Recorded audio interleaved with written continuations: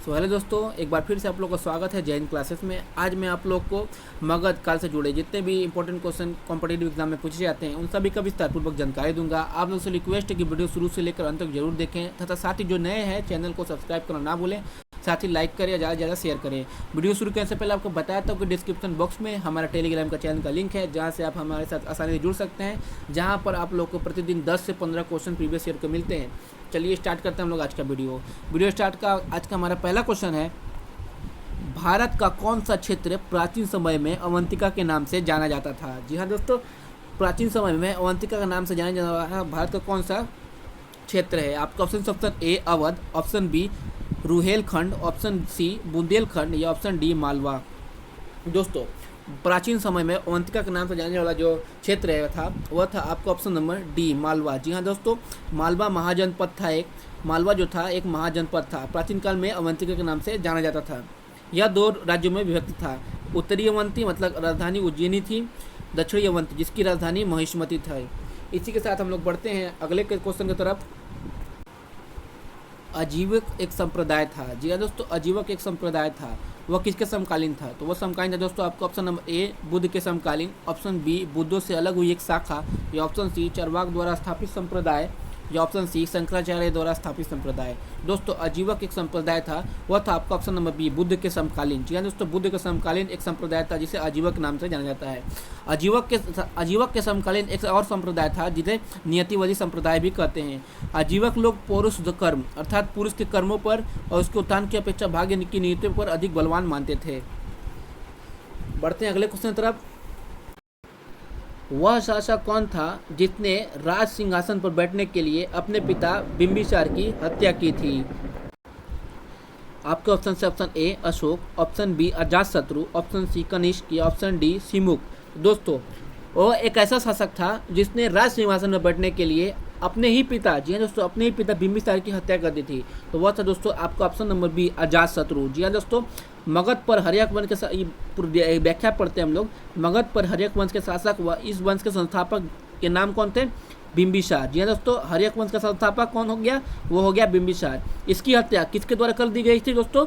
बिंबिसार के पुत्र जो था वह अजातशत्रु था। अजातशत्रु ने अपने ही पिता की मृत्यु और अपने ही पिता की जान ले ली थी, क्योंकि उसको सिंहासन में बैठना था। अजातशत्रु को इतिहास में पितृहत्या अर्थात पिता की हत्या करने वाला के रूप में जाना जाता है।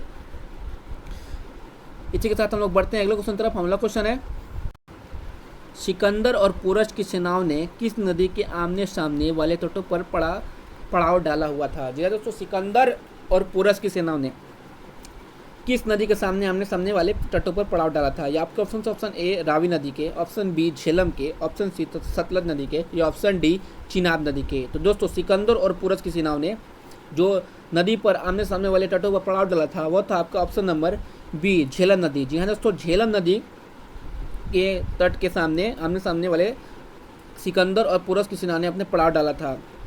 सिकंदर का सबसे पहला प्रसिद्ध युद्ध था 326 ईस्वी में झेलम नदी के तट पर पौरव राजा पुरश के साथ, जो विस्तृता के युद्ध के नाम से जाना जाता है। जी हाँ दोस्तों, विस्तृता का अर्थात हाइड एंड स्पीच का युद्ध। जी हाँ दोस्तों, हाइड एंड स्पीच का युद्ध किसके बीच हुआ था? तो वो हुआ था दोस्तों आपके सिकंदर और पुरश के बीच। जी हाँ दोस्तों, सिकंदर और पुरश के बीच कब हुआ था? 326 ईस्वी में। किस नदी के किनारे हुआ था? तो दोस्तों झेलम नदी के किनारे। इसी के साथ हम लोग बढ़ते हैं अगले क्वेश्चन की तरफ। हमारा क्वेश्चन है,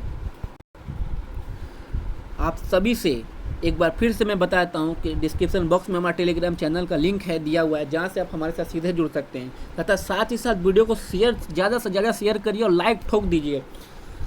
हमारे अगले क्वेश्चन पढ़ते हैं, निम्नलिखित मगध के वंशों को क्रमानुसार व्यवस्थित करें। जी दोस्तों, मगध के वंश को क्रमानुसार सजाना है। तो सबसे पहले कौन सा वंश आया? जी हाँ दोस्तों, सबसे पहले वंश आया था वह था हमारा हर्यक वंश। जी हाँ दोस्तों, पहले हर्यक वंश। इसके संस्थापक कौन थे? तो दोस्तों इसके संस्थापक है बिंबिसार। जी हाँ दोस्तों, बिंबिसार इसके संस्थापक थे। सबसे पहले आया 4 नंबर हर्यक वंश। उसके बाद जी हाँ दोस्तों, उसके बाद जो वंश आया वह था शिशुनाग वंश। जी हाँ दोस्तों, शिशुनाग वंश। इसके संस्थापक कौन थे? तो इसका संस्थापक थे प्रथम शासक जो था संस्थापक अर्थात शिशुनाग। जी हाँ दोस्तों, शिशुनाग ही इसका प्रथम शासक अर्थात संस्थापक था। अब आता है इसके ठीक बाद नंद वंश। जी हाँ दोस्तों, नंद वंश। इसके संस्थापक कौन था? तो इसके संस्थापक था दोस्तों महापद्मानंद। जी हाँ दोस्तों, महापद्मानंद इसके संस्थापक था। ये सब कॉपी आप लोग नोट कर लीजिए। इसी के बाद सबसे लास्ट में आता है वो था आपका मौर्य वंश। इसके संस्थापक कौन था दोस्तों? तो इसके संस्थापक का प्रथम शासक जो था वो था चंद्रगुप्त मौर्य। जी हाँ दोस्तों, चंद्रगुप्त मौर्य। तो इस तरह इस क्वेश्चन का करेक्ट आंसर हो जाता है दोस्तों आपका ऑप्शन नंबर सी। जी हाँ दोस्तों, ऑप्शन नंबर सी इस क्वेश्चन का करेक्ट आंसर हो जाता है। पहले आता है हर्यक वंश, उसके बाद शिशुनाग वंश, उसके बाद नंद वंश, उसके बाद मौर्य वंश। इसके संस्थापक के रिलेटेड आपको क्वेश्चन का बताते हैं जो इस प्रकार है। जैसा कि मैंने कहा था हर्यक वंश। जी हाँ दोस्तों, हर्यक वंश सबसे प्रथम आया। वो इसके संस्थापक का किसने किया था? तो वो थे आपके बिंबिसार। इसके अंतिम शासक का नाम नागदशक। जी हाँ दोस्तों, नागदशक इसका अंतिम शासक था। इसका कार्यकाल कब तक चलता है दोस्तों? इसका कार्यकाल 544 से लेकर 414 ईसा पूर्व के तक। उसके ठीक बाद आता है शिशुनाग वंश। शिशुनाग वंश, इसके संस्थापक कौन था? शिशुनाग। तथा इन अंतिम शासक मुहन्नदीन। ये कब से कब तक चला था दोस्तों? 412 से 344 ईस्वी तक। इसी के ठीक बाद आता है नंद वंश। जी हाँ दोस्तों, इसी का ठीक बाद आता है नंद वंश। इसके संस्थापक जो थे, जो प्रथम शासक जो थे वह था महापद्मानंद तथा अंतिम शासक जो था वह था घनानंद। यह कब से कब तक इसका काल चला? तो इसका नंद वंश का शासक जो चला वो 344 ईसा पूर्व से लेकर 322 ईसा पूर्व तक। इसी के साथ अंतिम मगध का अंतिम जो शासक आता है वो आता है मौर्य वंश। जी हाँ दोस्तों, मगध का अंतिम जो मगध राज्य पे अंतिम जो राज्य करने वाले राज्य जो आते हैं वो है मौर्य वंश। इनका शासक 323 ईस्वी तक पड़ता है। इसका प्रथम शासक जो था वो चंद्रगुप्त मौर्य था। जी हाँ दोस्तों, चंद्रगुप्त मौर्य। और अंतिम शासक था वह था बृहदनाथ। जी हाँ दोस्तों, इसका अंतिम जो शासक था मौर्य वंश का वह था बृहद्रथ, जिसने मगध, जी हाँ दोस्तों, मगध राज्य का नींव रखी। यह बहुत इंपॉर्टेंट क्वेश्चन हो जाता है दोस्तों, पूछता है मगध। जी हाँ दोस्तों, मगध के सबसे प्राचीन वंश का संस्थापक था वह था बृहद्रथ। इसी के साथ हम लोग बढ़ते हैं अगले क्वेश्चन तरफ। हमारा क्वेश्चन है चेदी वंश का प्रसिद्ध शासक राजा खारवेल किस क्षेत्र से था? जी हाँ दोस्तों, आपका option A Chola Mandalam, option B Kalinga, option C Kannauj या ऑप्शन डी पुरुषपुर। तो इस क्वेश्चन का करेक्ट आंसर है दोस्तों आपका ऑप्शन नंबर बी कलिंग। जी हाँ दोस्तों, चेदी वंश का प्रसिद्ध शासक राजा खारवेल वह कलिंग क्षेत्र से जुड़ा था। इसी के साथ हम लोग बढ़ते हैं अगले क्वेश्चन तरफ।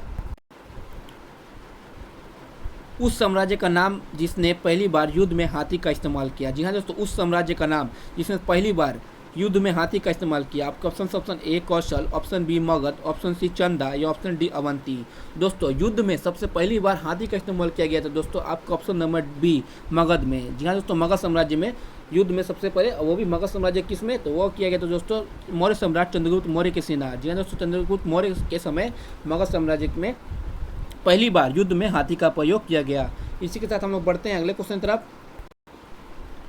किसकी सेना ने ग्रीक शासक सिकंदर के साथ झेलम नदी के तट पर मुकाबला किया? जी हाँ दोस्तों, झेलम नदी के तट पर अभी मैंने हम लोग ने पिछले क्वेश्चन पर देखा था, झेलम नदी के तट पर सिकंदर और किसके बीच लड़ाई हुई थी दोस्तों? तो वह था दोस्तों आपका ऑप्शन नंबर बी पोरस। जी हाँ दोस्तों, पोरस। कब हुई थी दोस्तों? 326 ईस्वी में झेलम नदी के तट पर।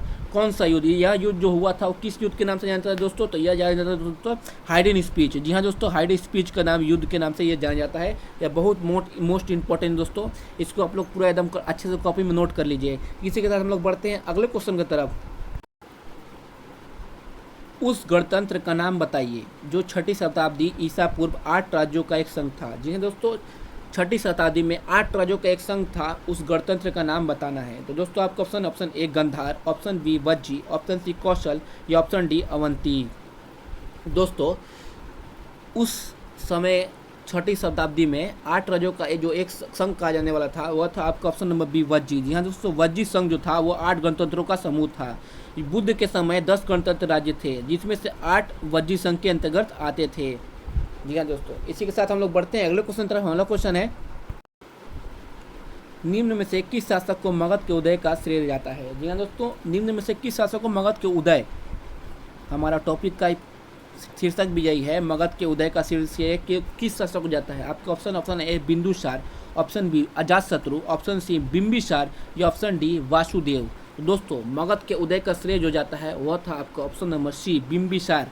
जी हाँ दोस्तों, बिंबिसार हम लोग ने व्याख्या पढ़ते हैं, पता चलता है मगध पर बिंबिसार ने हर्यक वंश की स्थापना कर मगध साम्राज्य की नींव रखी। जी हाँ दोस्तों, मगध साम्राज्य की नींव किसने रखा? तो वह रखा था बिंबिसार में। इसे मगध साम्राज्य का वास्तविक संस्थापक भी कहा जाता है। बिंबिसार को मगध साम्राज्य का वास्तविक संस्थापक भी कहा जाता है। इसी के साथ हम लोग बढ़ते हैं अगले क्वेश्चन तरफ।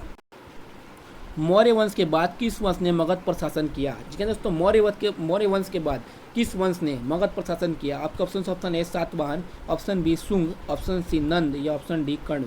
दोस्तों मौर्य वंश के बाद ठीक शुंग वंश, जी हाँ दोस्तों, शुंग वंश ने मगध पर शासन किया।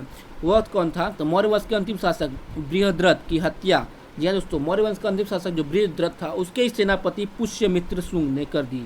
जी हाँ दोस्तों, पुष्यमित्र जो शुंग था वह बृहद्रथ की सेनापति था जिसने उसकी हत्या कर दी, जिसके फलस्वरूप शुंग वंश का नींव रखा गया। इसी के साथ हम लोग बढ़ते हैं अगले क्वेश्चन तरफ। नालंदा विश्वविद्यालय कहाँ है? जी हाँ दोस्तों, नालंदा विश्वविद्यालय वर्तमान में कहाँ है? आपका option A Rajasthan, option B Assam, option C Bihar या ऑप्शन डी गुजरात। दोस्तों नालंदा विश्वविद्यालय जो है वह है आपका ऑप्शन नंबर सी बिहार में। जी हाँ दोस्तों, नालंदा विश्वविद्यालय बिहार अर्थात बिहार के पटना के पास लगभग 80 किलोमीटर दूरी पर है। इसी के साथ दोस्तों हमारे आज का वीडियो समाप्त होता है। वीडियो समाप्त होने से पहले आपको बताया था कि इसका PDF का लिंक आपको डिस्क्रिप्शन पे दे दिया जाएगा, जहां से आप इसे आसानी डाउनलोड कर सकते हैं। वीडियो को दोस्तों ज़्यादा से ज़्यादा शेयर करें तथा लाइक करना ना भूलें। अगर जो चैनल को नए हैं वो चैनल को सब्सक्राइब करें तथा ज़्यादा से ज़्यादा अपने दोस्तों के साथ शेयर करें। इसी के साथ हम लोग मिलते हैं अगले वीडियो में। जय हिंद, धन्यवाद।